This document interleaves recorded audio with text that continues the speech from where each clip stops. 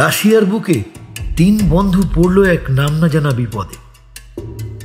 মামার বাড়ি ঘুরতে এসে কি হলো 3 বন্ধুর, জানতে গেলে শুনতে হবে নিশিরাতের কথকতার আজকের গল্প প্রখ্যাত লেখিকা মানসী রায় চট্টোপাধ্যায়ের কলমে রক্ত প্রবাল। আজকের গল্প পাঠে আমি RNM Abhishek.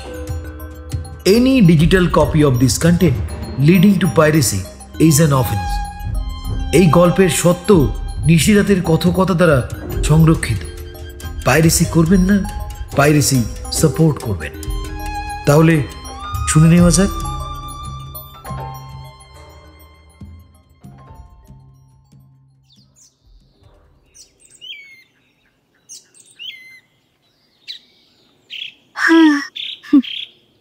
Tunnel of love নাম শুনেছিস? একটা দীর্ঘশ্বাস ফেলে ম্লান হেসেছিল প্রিয়া। বিকেলের মরা আলোয় ওর টানা টানা চোখে তখন হারিয়ে গিয়েছিল অনিরুদ্ধ। অস্ফুটে বলেছিল একটাই শব্দ, না। জানিস, এটা নাকি ইউক্রেনের ক্লেভান এলাকায়। এমন কত জায়গা আছে কোনোদিন আমরা যেতে পারবো না, তাই না? ওর আরো কাছে ঘেঁষে এসেছিল প্রিয়া। ওর উষ্ণ নিঃশ্বাস ছুঁয়ে যাচ্ছিল অনিরুদ্ধকে। একটা অদ্ভুত মাদকতায় ভরে যাচ্ছিল চারপাশের পরিবেশ। প্রিয়া মামার বাড়িতে ভীষণ অবহেলায় থাকতো বলে ওর জন্য খুব মায়া হতো অনিরুদ্ধর। কতদিন নিজের টিফিন জোর করে খাইয়ে দিয়েছে প্রিয়াকে, নিজের থেকে বেশি বিশ্বাস করেছে, পাগলের মতো ভালোবেসেছে। একটা অবোধ কিশোর তখন ভাবতেই পারেনি এর পরিণতি কতটা মারাত্মক হতে পারে। রাত গভীর হচ্ছে। হঠাৎ অনিরুদ্ধর মনে হলো একটা শব্দ হচ্ছে দরজায়। ঠিক ধাক্কা নয়, বরং টোকা পড়ল বার দুয়েক। কে? কাঁপা গলায় প্রশ্ন করলো ঠিকই, কিন্তু বাইরে থেকে কোনো উত্তর এলো না। কেমন যেন গা ছমছম করে উঠল অনিরুদ্ধর। একটা অদ্ভুত অনুভূতি এখানে আসার পর থেকেই যেন ঘিরে ধরেছে ওকে। এই বিদেশ বিভূতিতে এসেও কেন যেন মনে হচ্ছে কেউ সবসময় আছে ওর পাশে, যাকে ও দেখতে পাচ্ছে না কিন্তু অনুভব করতে পারছে। আশ্চর্য, বিছানায় শুয়ে তো পরিষ্কার মনে হচ্ছিল ঘরের লাগোয়া বাথরুমের দরজা অল্প ফাঁক করে একজোড়া চোখ ওর সমস্ত গতিবিধির ওপর যেন নজর রাখছে। রোহিত, অর্ণব আর নিখিলেশ গভীর ঘুমে আচ্ছন্ন। ধীরে ধীরে দরজার সামনে এসে দাঁড়ালো অনিরুদ্ধ। কান পেতে শোনার চেষ্টা করল। না, কোনো শব্দ তো হচ্ছে না বাইরে। তবে কি মনের ভুল? নিজের উপরে মারাত্মক রাগ হচ্ছে অনিরুদ্ধর। জল ছবির মতো মনে পড়ছে কত কথা। বাবার চিরকালের স্বপ্ন একমাত্র ছেলে ডাক্তার হবে। সত্যি বলতে অনিরুদ্ধর মধ্যম মানের মেধায় সেটা যে অসম্ভব বাবা বুঝতে চায়নি কোনোদিন। চেষ্টা ত্রুটি রাখেনি অনিরুদ্ধ, কিন্তু নিট পরীক্ষা দেবার পরে বুঝেছিল তেমন ভালো ফলের আশা নেই। বাবা ডিনার টেবিলে হঠাৎ বলেছিল, রাশিয়ার মেডিকেল কলেজে ভর্তির জন্য কোনো পরীক্ষা দিতে হবে না, জানিস তো নাকি? হ্যাঁ, থাকা খাওয়ার খরচও যথেষ্ট কম। এসব আমাকে বলছো কেন? আরে কলেজ ক্যাম্পাসেই কিংবা ওই অল্প দূরে ডরমিটরিতে চমৎকার থাকার ব্যবস্থা আছে। একটা ঘরে 3-4 জন আরামে থাকতে পারবে। কিচেন থেকে শুরু করে পড়ার ঘর, যা কিছু দরকার সব কিছু পাবি। আমি সব খবর নিয়ে নিয়েছি, বুঝেছিস? হ্যাঁ, আমার এক কলিগের ছেলে গত বছরই গেল তো। মাথা নিচু করে চুপচাপ বসেছিল অনিরুদ্ধ। বাবা স্পষ্ট করে জানিয়ে দিয়েছিল, যেতে তোকে হবে। তাছাড়া ওখানে স্টুডেন্টদের জন্য তো অজস্র স্কলারশিপ রয়েছে, অজস্র। এখানকার ওই প্রাইভেট মেডিকেল কলেজের তুলনায় অনেক কম খরচে ওয়ার্ল্ড স্ট্যান্ডার্ড এডুকেশন সিস্টেম ওখানে। আমি তো ওই MSMU মানে মস্কো স্টেট মেডিকেল ইউনিভার্সিটিতে যোগাযোগ করেছি। জোর করে বাবা নির্বাসনে পাঠিয়েই ছাড়ল শেষ পর্যন্ত। মস্কো আসবে না বলে প্রচুর কান্নাকাটি করেছিল অনিরুদ্ধ, কিন্তু কোনো লাভ হয়নি। ছেলের ভবিষ্যৎ ভেবে মা চুপ করেছিল। 3 বন্ধুকে যদিও সঙ্গে পেয়েছিল, এখানে থাকা খাওয়ার ব্যবস্থা সত্যি বেশ ভালো, জায়গাটাও মন্দ নয়। সম্বিত ফিরে এলো রোহিতের কথায়। কি হলো রে, এত রাতেই দরজার সামনে দাঁড়িয়ে আছিস কেন? একটা একটা অদ্ভুত আওয়াজ পেলাম। তুই না একটা ভিতর ডিম। রোহিতের ঠোঁটের কোণে চাপা হাসি। ততক্ষণে অর্ণব আর নিখিলেশের ঘুম ভেঙে গিয়েছে। রাতে একটু ঘুমোতেও দিবি না নাকি? কি হয়েছে? আরে অনি কি সব শব্দ শুনে ভয় পেয়েছে। তবে জানিস ভাই, এই দেশে এমন অনেক জায়গা আছে যেখানে যাওয়া তো দূরের কথা, নাম শুনলেও মানুষের বুক কেঁপে ওঠে। ওরা 4 জন ছেলেবেলার বন্ধু। অনিরুদ্ধই ওদের মধ্যে একটু ভীতু প্রকৃতি। রোহিত, অর্ণব আর নিখিলেশ ছোট থেকে কিন্তু মারাত্মক সাহসী। অনিরুদ্ধ এগিয়ে এসে নিখিলেশের পাশে বসল। Moscow village historic district, Moscow road ক্রসিংয়ে লিটল নদীর ওপরে। গ্রামটা দারুণ শুনেছি। রোহিত বাথরুম থেকেই বিজ্ঞের মতো বলল, আমার কথা আগে শোন। আমরা ডারভাগাস যাব, ছোট্ট সুন্দর গ্রাম। আর্কিওলজিস্টদের কাছে কিন্তু ভীষণ আকর্ষণীয়। কেন? রোহিত বাথরুম থেকে বেরিয়ে আসতে আসতে বলে উঠল, আরে শুনেছি ওই গ্রামটায় অনেকেই যায় রিসার্চ করার জন্য। আসলে ওখানে যে গোরস্থান আছে না, সেটা কোনো সাধারণ গোরস্থান নয়, বুঝলি? যেটুকু শুনেছি, প্রাচীনকালে গ্রামে কেউ মারা গেলে গ্রামবাসীরা তাদের সব জিনিস ওই ডেড বডির সঙ্গে দিয়ে দিত। মানে মিশরের মমির মতো আর কি। ভেবে দেখ, এই কবরগুলো থেকে 400 বছর আগে ওখানে যে মানুষরা থাকতো, তাদের জীবনযাত্রা সম্পর্কে একটা ধারণা পাওয়াই যেতে পারে। সেই যুগ সম্পর্কে অনেক তথ্য তারা পেতে পারেন। আমার এক দূর সম্পর্কের মামা তো রিসার্চ করতে গিয়ে আর ফিরল না। ওখানকার কোনো গ্রামের এক মহিলাকে বিয়ে করেছেন শুনেছি। যোগাযোগ আছে রে? না, ছোটবেলায় প্রায় আমাদের বাড়ি আসতেন, এখন কারোর সঙ্গেই তেমন যোগাযোগ নেই রে। তবে ফেসবুকে একবার খুঁজে পেয়েছিলাম, মেসেঞ্জারে মাঝে মধ্যে কথাবার্তা হয়। যেতে বলেছিলেন অনেকবার। এমনিতেই ওরা দুজনেই থাকেন। বলেছিলেন মামির নাম জুলিয়া, তিনি নাকি ভীষণ লোকজন পছন্দ করেন। তবে তো ভালোই, 4 জন মিলে গেলে বিরক্ত হবেন না নিশ্চয়ই। রোহিত দাঁত দিয়ে নখ কাটছে। সত্যি রে ব্যাপারটা? আরে হ্যাঁ রে বাবা, মামা বলেছিল বিগ কুনালে সবচাইতে সুন্দর গ্রাম। এটা কুনালেকা নদীর তীরে। তারপর ধর ডেসিয়ত নিকোভো, ওশেভেনক্সি চার্চইয়ার্ড। একটু থেমে দম নিল রোহিত, তারপর আবার বলল, কিমজার নাম শুনেছিস? সবচাইতে ছোট্ট কিন্তু সুন্দর গ্রাম। এখানে কুঁড়ে ঘর, কাঠের কল সব দেখতে পাবি। আর এখানে একটা নদী আছে যেখানে সবাই মাছ ধরতে যায়। আহা, এসব আলোচনা কেন ভাই?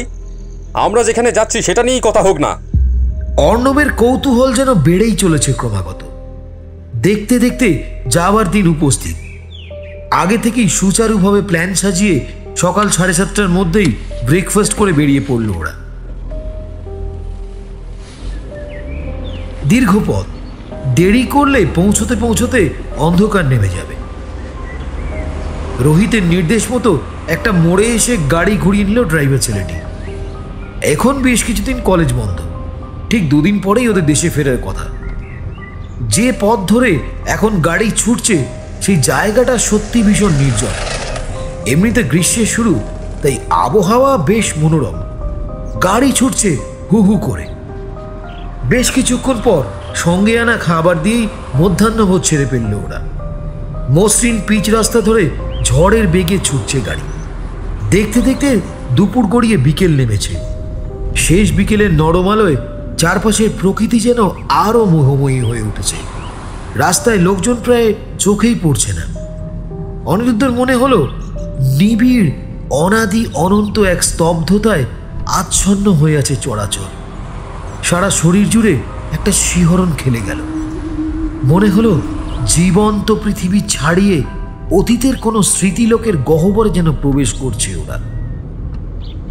দিক নির্দেশ অনুযায়ী একটা ছোট্ট জঙ্গলকে পাশে রেখে ওদের গাড়ি ঢুকে পড়ল গ্রামে। সত্যি যতটা শুনেছিল তার চাইতেও সুন্দর। বাড়িগুলো যেন ক্যানভাসের উপরে উজ্জ্বল রঙে আঁকা ছবির মতো। সবুজ পাহাড়, গাছগাছালি দিয়ে ঘেরা গ্রামটায় ঢোকা মাত্রই মেজাজটা যেন ফুরফুরে হয়ে গেছে। শেষ বিকেলের আলোটুকু মরে গিয়ে অন্ধকার নামছে ধীরে ধীরে। যে বাড়িটার সামনে গাড়ি থেমে গেল, মনে হলো যেন অনুজ্জ্বল আলোয় কেমন এক আলো আঁধারি মায়াবী পরিবেশ সৃষ্টি হয়েছে সেখানে। ওদের কোনো মতে নামিয়ে দিয়ে ড্রাইভার ছেলেটি যখন গাড়ির গতি বাড়িয়ে পথের বাঁকে অদৃশ্য হয়ে গেল, তখন যেন একটা অচেনা ভয় আষ্টে পৃষ্ঠে চেপে ধরল অনিরুদ্ধকে। বাড়ির গেটেই চোখে পড়ল ভদ্রলোককে। শ্বেত পাথরের মতো গায়ের রং, মাথা ভর্তি কাঁচা পাকা চুল, সোনালি ফ্রেমের কাঁচের মোটা চশমার ভিতর দিয়ে উজ্জ্বল দুটো চোখ উঁকি দিচ্ছে। মোটা গোপের ফাঁকে মুচকি হেসে ওদের অভ্যর্থনা করলেন। আরে এসো এসো, ওয়েলকাম ওয়েলকাম। আমি রোহিতের মামা অবিনাশ চৌধুরী। বাগানের মাঝখান দিয়ে সুন্দর পায়ে চলা পথ। বাড়িতে ঢুকতে গিয়ে একটু থমকে দাঁড়ালো অনিরুদ্ধ। কোণের একটা বন্ধ কাঁচের জানলায় ক্ষীণ আলোর রেখা দেখা যাচ্ছে। সেই রেখাকে আড়াল করে জানলায় এসে দাঁড়িয়েছে একটা ছায়া মূর্তি। আরে কি হলো, আয়। রোহিত টানছে হাত ধরে। জানলায় তাকিয়ে আর কাউকে চোখে পড়ল না। একটা লম্বা করিডোর পার করে ওরা এসে পৌঁছলো ড্রয়িং রুমে। মৃদু অনুজ্জ্বল আলোয় কেমন যেন গা ছমছম করে উঠল।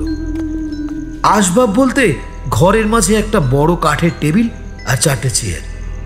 চেয়ার টেনে বসতে বসতে অর্ণব বলে উঠল, ড্রেস চেঞ্জ করে একটু রেস্ট নিতে পারলে ভালো হয় রে। ওফ, মাথাটা না বড্ড ভার হয়ে আছে। ভদ্রলোক ছাড়া আশেপাশে আর কাউকে চোখে পড়ল না। মামি কোথায় গো? রোহিত কৌতূহলী হয়ে প্রশ্ন করলেও তিনি কোনো উত্তর দিলেন না। একটু পরেই গরম ধোঁয়া ওঠা কফি নিয়ে হাজির হলেন মিস্টার চৌধুরী। তাড়াতাড়ি কফি শেষ করে ফেল, তারপর তোদের ঘর দেখিয়ে দিচ্ছি। ফ্রেশ হয়ে একটু রেস্ট নে। হঠাৎ ওর নজর পড়ল অনিরুদ্ধের অনামিকায়। এটা রক্ত প্রবাল, তাই না? ভদ্রলোকের দৃষ্টি কেমন যেন অস্বাভাবিক মনে হলো অনিরুদ্ধর। রোহিত উত্তর দিল প্রায় সঙ্গে সঙ্গে, হ্যাঁ মামা, ওর মা মানে কাকিমা ওকে এই আংটি সবসময় পরে থাকতে বলেছে, তাই অনি কোনো সময় ওটা আঙুল থেকে খোলে না। ভালো ভালো, তোরা কফি শেষ করে একটু রেস্ট নে। রোহিতের দিকে তাকিয়ে কথাগুলো বলেই ভদ্রলোক যেন হঠাৎ অদৃশ্য হয়ে গেলেন সেই বাড়ির কোনো নিস্তব্ধ গোপন কোণায়। বাড়ির ভিতরে পা রাখার সঙ্গে সঙ্গে অনিরুদ্ধর কেমন একটা বিশ্রী অস্বস্তি শুরু হয়েছে। একটা অন্ধকারের সমুদ্র যেন তলিয়ে আছে এখানকার সবকিছুই। সময় যেন এখানে থেমে গেছে হঠাৎ। ঘরে ঢুকেই মাথাটা কেমন ঝিমঝিম করে উঠল অনিরুদ্ধর। সাজানো গোছানো ছিমছাম ঘর, কিন্তু ঘরের কোণে কতগুলো কাঠের পুতুল এত সুন্দর করে পরপর সাজানো রয়েছে যেন কিছুক্ষণ আগেই পাপেট শোতে যেন ওদের ব্যবহার করা হয়েছে। কি ভীষণ জীবন্ত! কত গোপন কথা বুকে জমিয়ে রেখে ওরা যেন নিশ্চুপে দাঁড়িয়ে আছে। ঘর পছন্দ হয়েছে তো? চমকে পিছন ফিরল অনিরুদ্ধ। রোহিতের মামা এসে দাঁড়িয়েছেন দরজায়। কানে এলো, কিছুক্ষণ বিশ্রাম নাও, ডিনার রেডি হয়ে যাবে 9টার মধ্যেই। এ নিয়ে তাড়াতাড়ি সবাই শুয়ে পড়বে, কেমন? রোহিত সোফায় শরীর এলিয়ে দিয়ে বলল, ভুতুরে গ্রাম দেখতে এসেই পড়লাম শেষ পর্যন্ত। হ্যাঁ না রে, এর একটা ইতিহাস আছে, একটা মর্মান্তিক কাহিনী। যতদূর জানি 18 শতকে ডারবাক্স গ্রামে প্লেগ মহামারী আকারে দেখা দিচ্ছে। ঘরে যেন পিন পতনে নীরবতা। উনি আপন মনে বলে চলেছেন, সংক্রমণের ভয় গ্রামের বাসিন্দারা প্লেগে আক্রান্তদের কোনো একটা ছোট্ট ঘরে প্রয়োজনীয় জিনিসপত্র দিয়ে আলাদা করে রেখে দিতে বাধ্য। এখন ভেবে দেখ, বিনা চিকিৎসায় কষ্ট আর একাকিত্ব নিয়ে কত মানুষ মৃত্যুর কোলে ঢলে পড়েছিল। হ্যাঁ, ঠিক এতদিন যেমন কোভিডের ভয়ে আধমরা হয়ে দিন কাটাচ্ছিল মানুষ, তাই না? অনিরুদ্ধ কথাটা বলেই লক্ষ্য করল ভদ্রলোক স্থির দৃষ্টিতে তাকিয়ে আছেন ওদের দিকে। হ্যাঁ, ঠিক তাই। যে রোগ মানুষের সঙ্গে মানুষের দূরত্ব বাড়িয়ে দেয়, মানুষ মানুষের কাছে যেতে ভয় পায়, সেটা তো মারাত্মক অভিশাপ, তাই না? জানিস তো, লোকে বলে তাদের অনেকের আত্মা আজও ঘুরে বেড়ায় গ্রামের আনাচে কানাচে। তারা যন্ত্রণায় চিৎকার করে কাঁদে।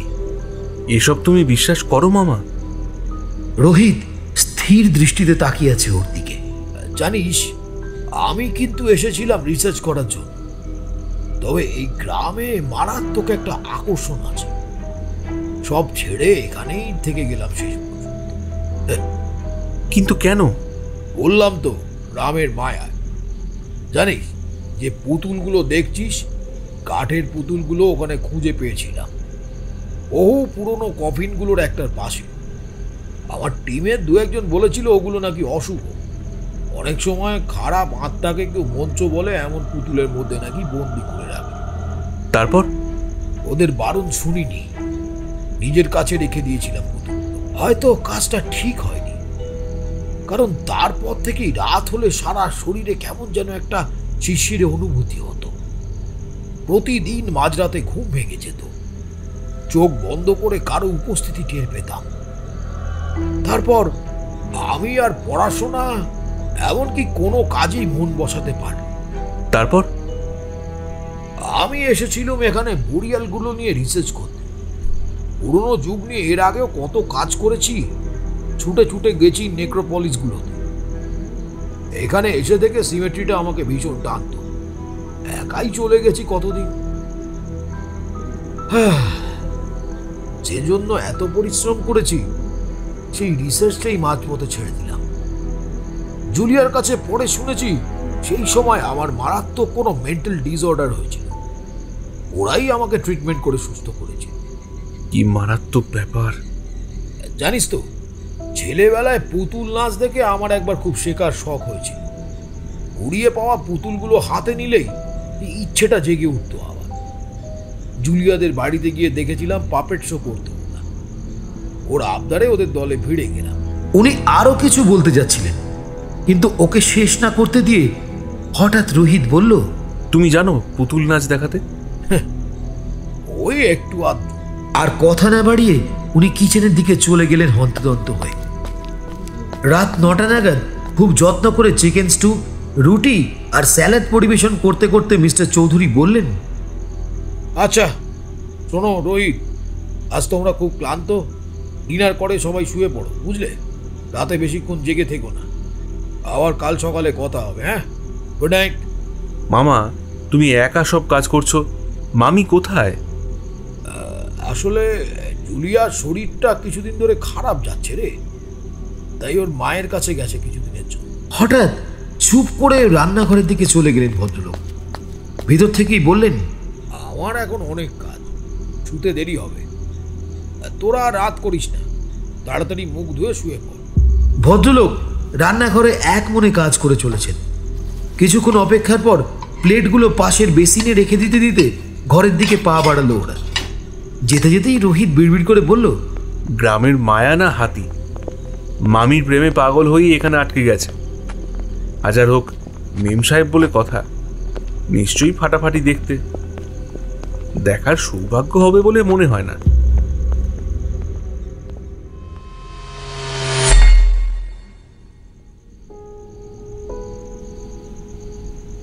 রাতে একটা অদ্ভুত শব্দে ঘুমটা ভেঙে গেল অনিরুদ্ধর।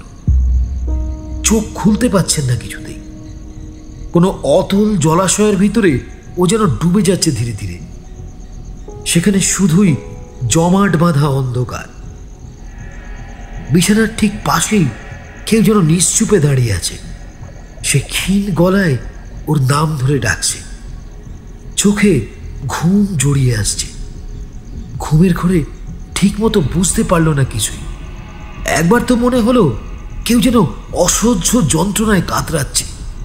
ঘাড়ের কাছে কারো উষ্ণ নিঃশ্বাস পড়তেই শিউরে উঠল অনিরুদ্ধ।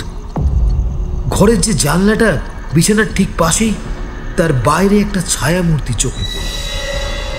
কাঠের পুতুলগুলো ঠিক তখনই আবঝা অন্ধকারে একসাথে যেন দুলে উঠল হঠাৎ। আশ্চর্য, ক্রমশ যেন বিছানার কাছে সরে আসছে পুতুলগুলো। ওরা যেন জীবন্ত হয়ে উঠেছে হঠাৎ করে। খটখট খটাখট শব্দ হচ্ছে ওদের হাত পা নাড়ার সঙ্গে সঙ্গে। এই যে অসম্ভব। ঘুমে চোখ জড়িয়ে আসছে। জোর করে চোখ খোলার চেষ্টা করে চলেছে অনিরুদ্ধ। শব্দটা ক্রমাগত যেন বেড়েই চলেছে। জমাট বাঁধা অন্ধকারের মধ্যে কানের খুব কাছেই একটা নারী কণ্ঠ ফিসফিস করে উঠল।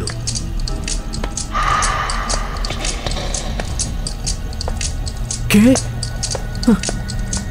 চিৎকার করতে গিয়ে কোনো শব্দ বের হলো না অনিরুদ্ধর গলা দিয়ে। ভয়ে যেন বড্ড শুকিয়ে গিয়েছে গলাটা। কোনো মতে হাত বাড়িয়ে জলের বোতলটা হাতে নিতে নিতেই আমার চমকে ওঠে।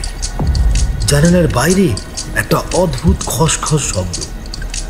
আবছা অন্ধকারে দেয়ালের উপর দিয়ে আঁকা বাঁকা ছায়ারা যেন দুলতে দুলতে সরে যাচ্ছে। চারপাশে যেন অদৃশ্য কয়েক জোড়া চোখের তীক্ষ্ণ নজর।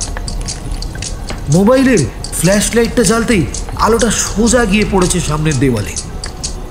হঠাৎ মনে হলো ওপর থেকে কিছু একটা ঝুলে আছে।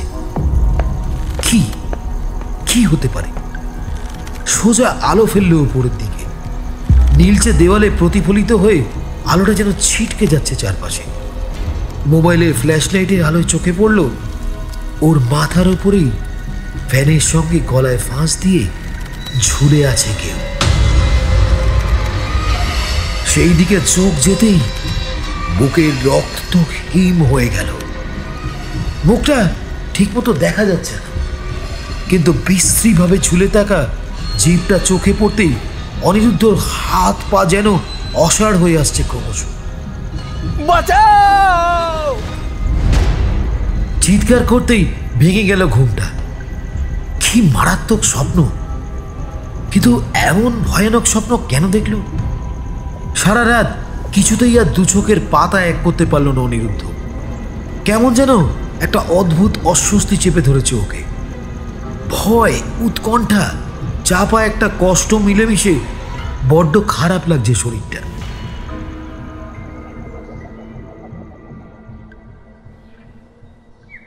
পরের দিন সকাল সকাল ওরা বেরিয়ে পড়ল অভিশপ্ত গ্রাম পরিদর্শন।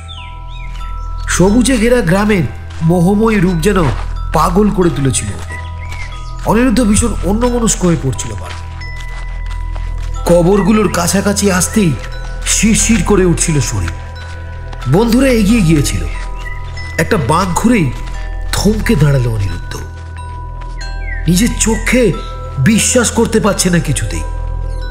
একটু দূরেই দাঁড়িয়ে রয়েছে প্রিয়া। ওর চোখ লাল, মাথার চুল বিশ্রীভাবে জট পাকিয়ে গেছে, হাতের শিরাগুলো অদ্ভুতভাবে বেরিয়ে আছে। এই যে অসম্ভব! মুহূর্তে মাথাটা গেল ঘুরে। চারপাশের বাতাস যেন বড্ড ভারী হয়ে আসছে। ভীষণ শীত করতে লাগলো। কাঁপুনি শুরু হয়েছে মারাত্মক।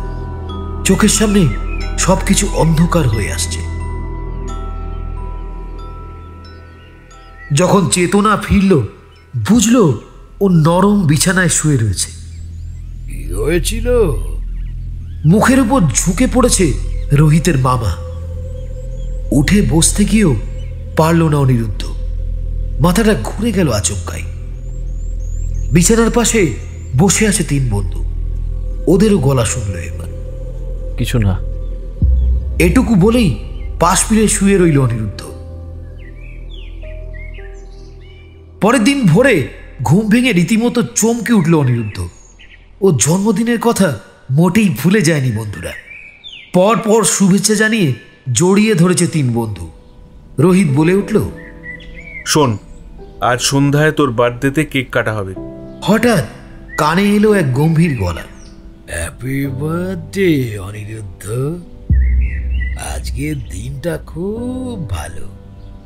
মৌলি অমাবস্যা, শনিবার, সন্ধ্যায় তোমার জন্য সব ব্যবস্থা করব। বিকেলের দিকে শরীরটা একটু ঝরঝরে লাগলো অনিরুদ্ধর। মাথার সেই মারাত্মক ভারটা আজ আর নেই। বিছানায় ধীরে ধীরে উঠে বসতেই ওর কাঁধে হাত রাখলো রোহিত। কেমন আছিস রে এখন? তোর কি হয়েছিল? জানিস, আমি প্রিয়াকে দেখলাম, বিভৎস চেহারা, কিন্তু এটা তো অসম্ভব। আমি একটা খারাপ খবর পেয়েছিলাম জানিস, তোকে কিভাবে বলবো বুঝতে পারছিলাম না। কি হয়েছে রে? প্রিয়া সুইসাইড করেছে। মানে কি যাতা বলছিস? আরে ঠিকই বলছি, ফ্যানের সঙ্গে ঝুলে পড়েছিল।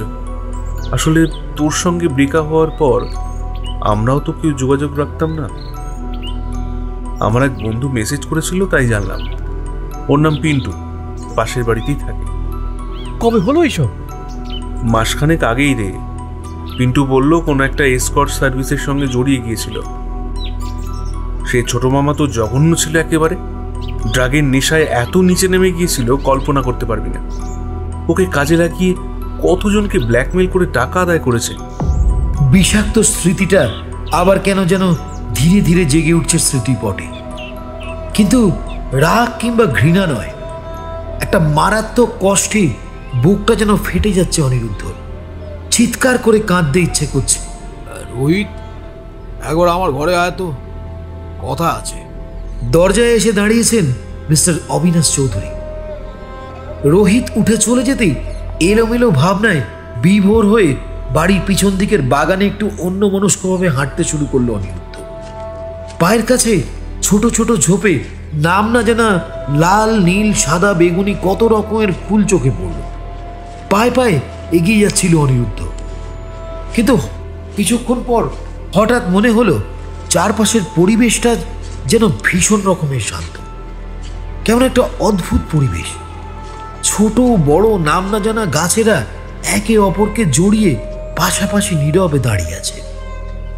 প্রিয়ার পান পাতার মতো মুখটা ভেসে উঠছে চোখের সামনে। গভীর কালো চোখ দুটো আবার জেগে উঠছে মনের কোণে। মাঝরাতে দুজনে একসাথে চাঁদের আলো শরীরে মাখাতে চেয়েছে কতবার।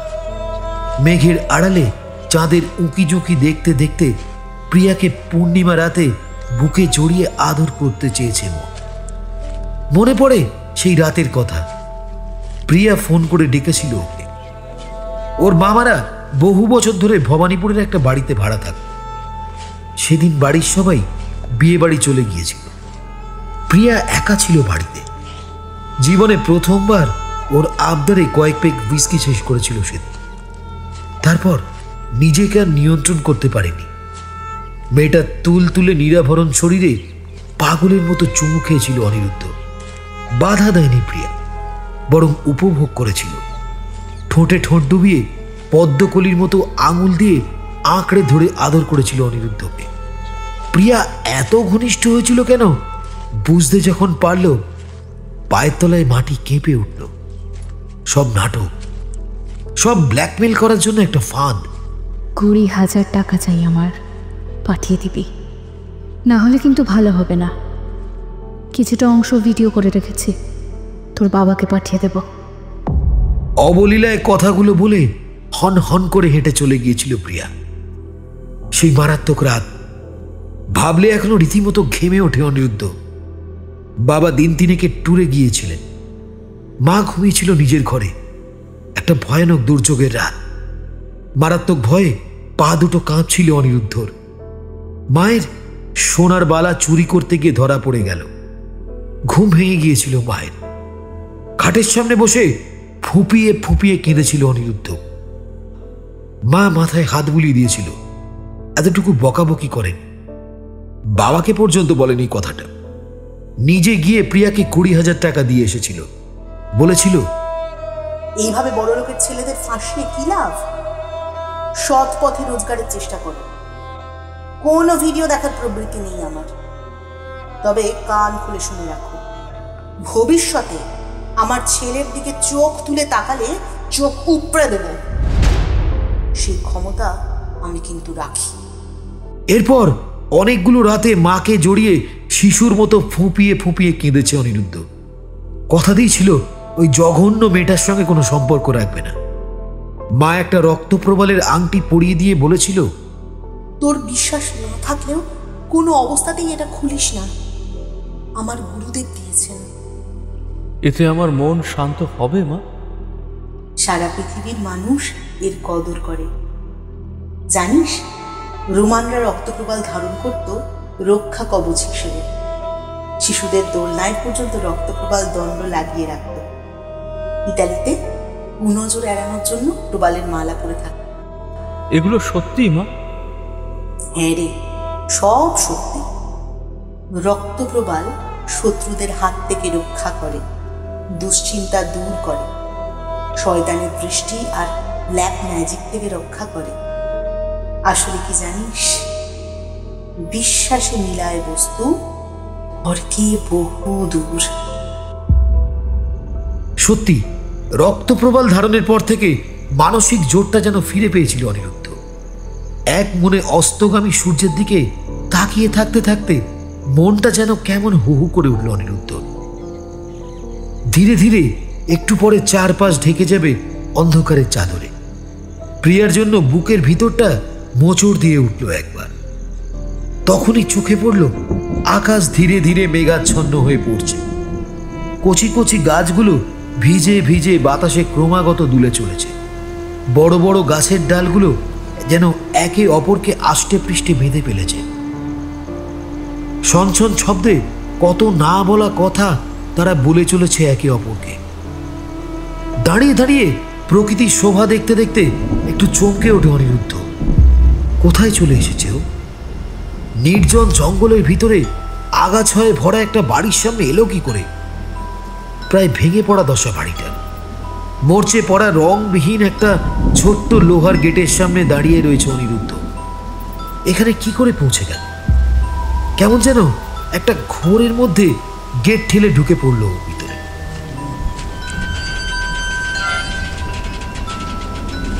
বাড়িটার পিছনে লম্বা করিডোর থেকে একটা ক্ষীণ অথচ তীক্ষ্ণ শব্দ ভেসে আসছে বলে মনে হলো। একটা অজানা আতঙ্ক ক্রমশ ঘিরে ধরছে। ঘনায়মান অন্ধকারে দূর থেকে ভেসে আসা শব্দ লক্ষ্য করে এগিয়ে চলে অনিরুদ্ধ। কি আশ্চর্য, পিছনের ভাঙাচোরা ঘরটা জানলায় কে যেন দাঁড়িয়ে আছে মনে হচ্ছে। একটা পচা গন্ধ নাকে আসতেই পুরো শরীরটা গুলিয়ে উঠল। পাগো, কি দুর্গন্ধ! মাথাটা যেন কেমন ঝিমঝিম করে উঠল, ভীষণ বমি আসছে। ঠিক তখনই চোখে পড়ল এক মাঝবয়সী মহিলা হাতে একটা ছুরি নিয়ে ঘরের ঠিক মাঝখানে দাঁড়িয়ে। ওর গাউনে চাপ চাপ রক্ত, চোখ দুটো ঠিকরে বেরিয়ে আসছে। বীভৎস পচা গন্ধে ভারী হয়ে গেছে ঘরের বাতাস। গোমানির মতো শব্দ বার হচ্ছে তার মুখ দিয়ে।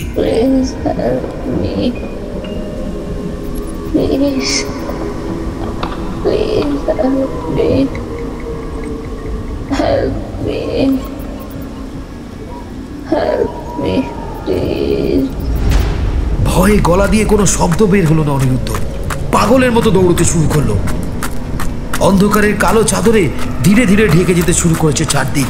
সেই অন্ধকারের মধ্যেই ঝোপ ঝাড় পেরিয়ে উদ্ভ্রান্তের মতো ছুটছে অনিরুদ্ধ। কোন দিকে যাচ্ছে, কোথায় যাচ্ছে, কিচ্ছু বুঝতে পারছে না। বড় বড় দৈত্যের মতো গাছগুলো যেন ডালপালা মেলে এগিয়ে এসে চেপে ধরতে চাইছে ওকে।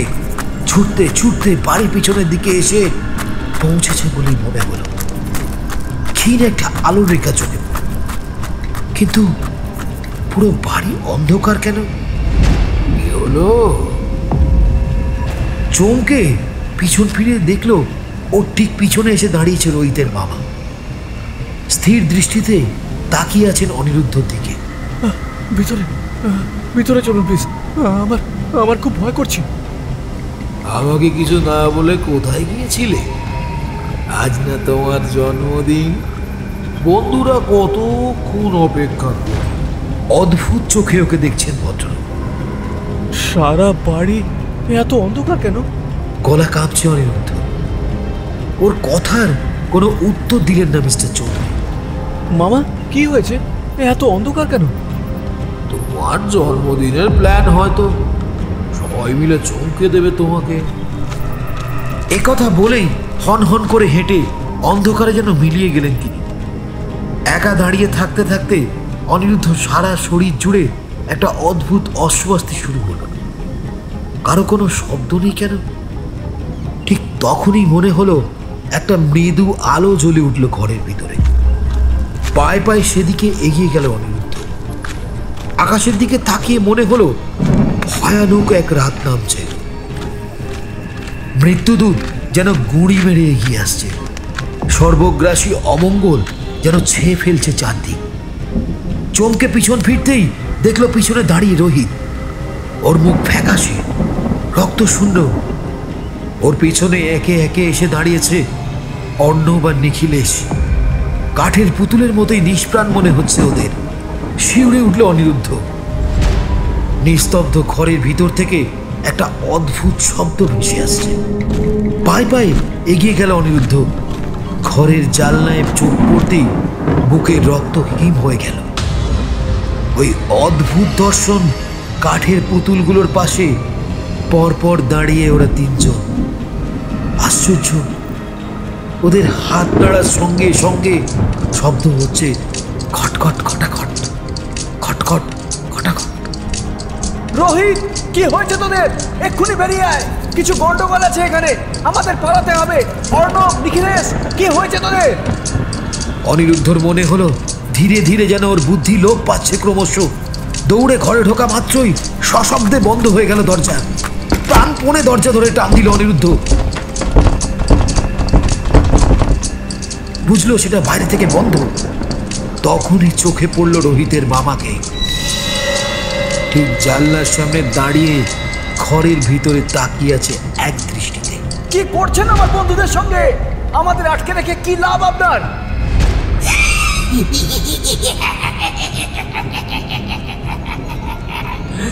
তোমাকে আটকে রাখবো না, মেরে ফেলবো।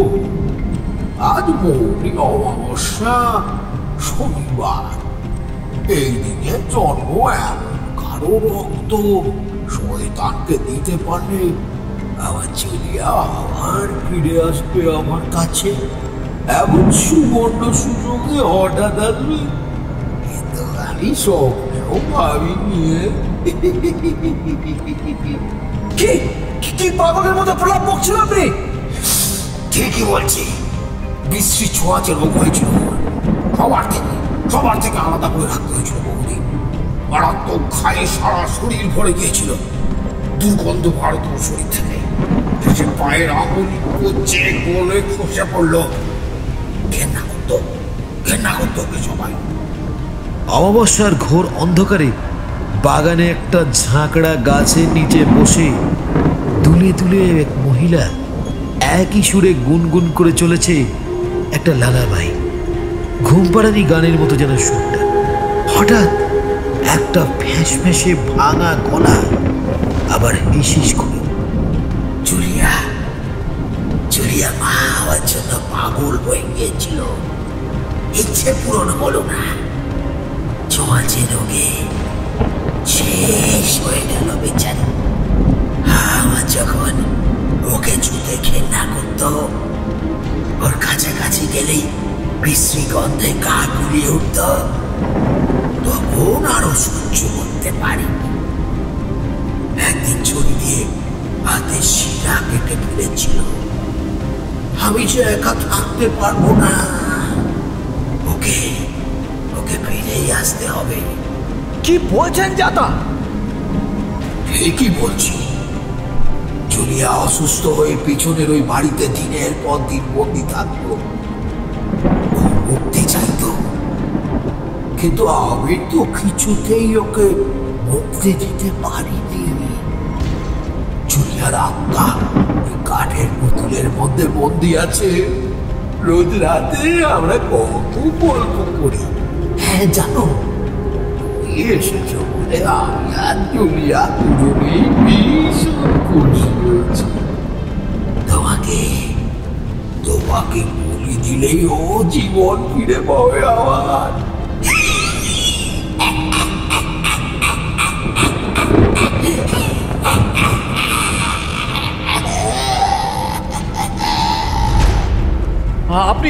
আপনি পাগল হয়ে গেছেন।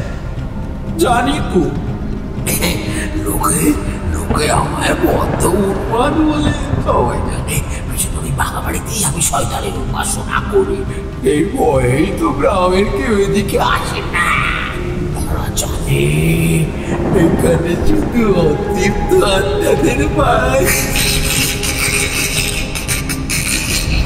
বিশ্রী শব্দ করে হেসে উঠল লোকটা। দুয়ারে মাথা চেপে ধরে বিছানায় বসে পড়ল অনিরুদ্ধ। তারপর পাগলের মতো ঝাঁকাতে শুরু করলো তিন বন্ধুকে। ওরা কেউ সাড়া দিল না, ওদের চোখের পাতা নড়ছে না। ওরা ওরা সত্যি সত্যি কাঠের পুতুল হয়ে গিয়েছে। চোখের সামনে তিন বন্ধুর করুণ পরিণতি দেখে ফুপিয়ে ফুপিয়ে কেঁদে উঠল অনিরুদ্ধ। সামনে দেওয়ালে বিশাল ঘড়িটা টিক টিক শব্দে নিজের অস্তিত্ব জানান দিচ্ছে। রাত বাড়ছে, মনে হচ্ছে এই রাত যেন আর কোনো দিন ফুরোবে না। ঠিক তখনই পিছনের দরজাটা সশব্দে খুলে গেল হঠাৎ। অনিরুদ্ধ দেখল সাক্ষাৎ মৃত্যুদূতের মতো দরজায় দাঁড়িয়ে আছে মিস্টার অবিনাশ চৌধুরী। ওর মনে হলো যেভাবেই হোক এই মৃত্যুপুরী থেকে কোনো মতে প্রাণ নিয়ে পালাতে হবে ওকে। কানে এলো, কি করে পালাবে? তুই যেতে চাইলে অবশ্যই তোমার যেতে দেব না। তোমার বন্ধুরা কেউ কিন্তু আর কোনোদিন ফিরতে পারবে না। ওদের আত্মায় পুতুলে বন্দি করে ফেলেছে আমি। চলো চলো আমার সঙ্গে। লোকটা দুহাত বাড়িয়ে এগিয়ে আসছে। একবারে সামনে এসে অনিরুদ্ধকে ছোঁয়া মাত্রই হঠাৎ যেন ছিটকে সরে গেল লোকটা। অনিরুদ্ধ দেখল ওর হাতের রক্ত প্রবাল মুহূর্তে যেন জল করে উঠল। একটা উজ্জ্বল লাল দুটি যেন ঠিকরে বার হয়ে আসছে ওই আংটি থেকে। লোকটার মুখ রাগে লাল হয়ে উঠেছে, চোখ দুটো হিংস্র সাপদের মতো জ্বলছে। ওর অবচেতন মন শুধু বলে উঠল, পালাতে হবে, এখনই পালাতে হবে। কিন্তু কোন দিকে যাবে কিছুই তো চিনে না। অবিনাশ চৌধুরী ক্ষুধার্ত নেকড়ের দৃষ্টি নিয়ে আবার ওর দিকে এগিয়ে আসছে।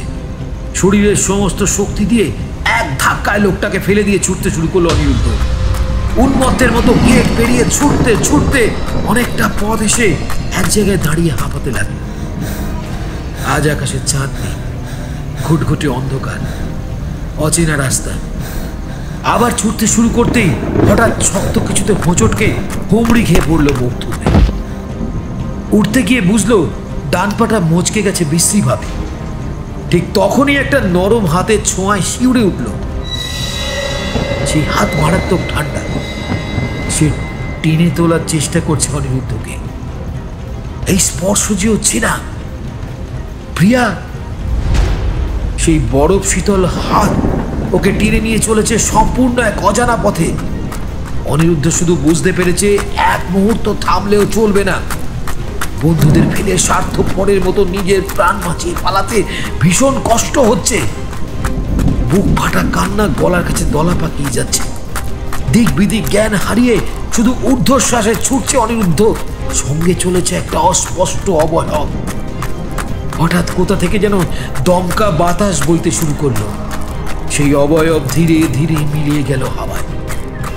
মনে হলো রাতের নৈশব্দ দূর হয়ে ভোরের পাখিরা কিচিরমিচির শব্দে জেগে উঠছে। হঠাৎ যেন কানে হেলো গির্জার ঘণ্টার ধ্বনি। শরীরে আর বিন্দু মাত্র শক্তি নেই অনিরুদ্ধ। চোখের সামনে নেমে আসছে অন্ধকারের পর্দা।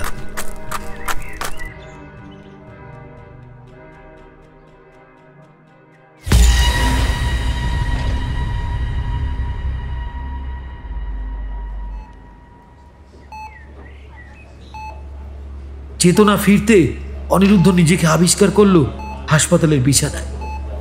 পাশেই দাঁড়িয়ে আছেন চার্চের ফাদার। জানতে পেরে চার্চের সামনে তাকে অজ্ঞান হয়ে পড়ে থাকতে দেখে ফাদার নিজেই সেই ভর্তি করেছেন হসপিটালে। There is no need to be afraid. You are safe now. Father মাথায় হাত রাখতেই ডুকরে কেঁদে ওঠে অনিরুদ্ধ। সাক্ষাৎ মৃত্যুর মুখ থেকে ফিরেছে সে। আজীবন ভুলতে পারবে না এই ভয়ঙ্কর রাতের কথা। প্রিয়ার কথা মনে পড়তেই বুকটা চিনচিন করে ওঠে। চোখের সামনে ভেসে ওঠে দুটো জল ভরা গভীর চোখ। মৃত্যুর পরে হলেও সে প্রমাণ করে গেছে একমাত্র ভালোবাসাই সব থেকে বড় প্রাণ শক্তি। হাতের আঙুলে রক্ত প্রবালটা সূর্যের আলো পড়ে ঝকঝক করছে। অনিরুদ্ধর মনে পড়ল মায়ের বলা কথাগুলো। বিশ্বাসে মিলায় বস্তু, তর্কে বন্ধু দূর।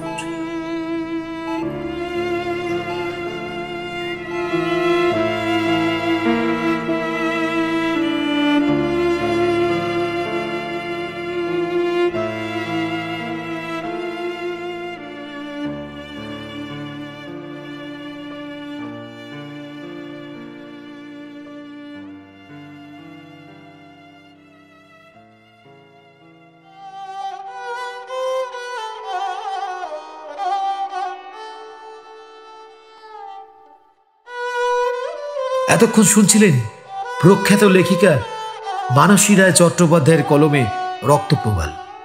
নিশিরাতের কথকতায় এটি মানসী রায় চট্টোপাধ্যায়ের দ্বিতীয় গল্প। এর আগেও আমরা মানসী রায় চট্টোপাধ্যায়ের কলমে দুর্দান্ত গোয়েন্দা গল্প অমানিসা প্রচার করেছি।